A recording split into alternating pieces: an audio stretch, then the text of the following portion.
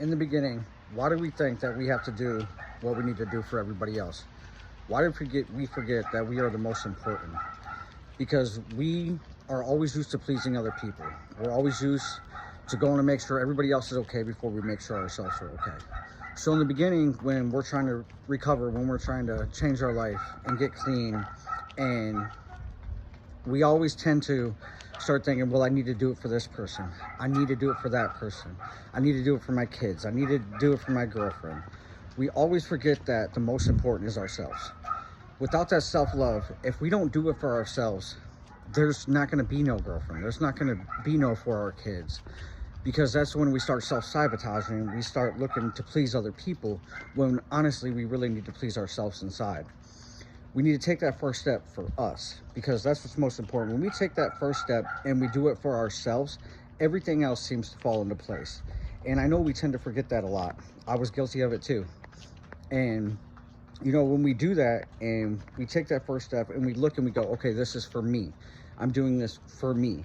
I'm changing my life for me. When we do that, everything else falls into place.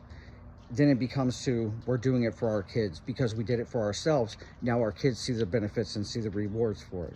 When we change for ourselves, that's when, you know, our fiance, our girlfriend, our wife, or husband, or boyfriend, that's when they start to see, because you're becoming that better person for yourself, which ultimately becomes a better version of everybody else for you around you.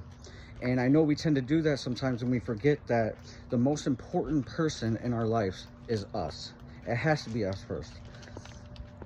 And once we realize that, and once we start applying that, everything else will fall into place for you. Everything will get better. It will get better around you. Your relationships will change. Your relationship with your children will change.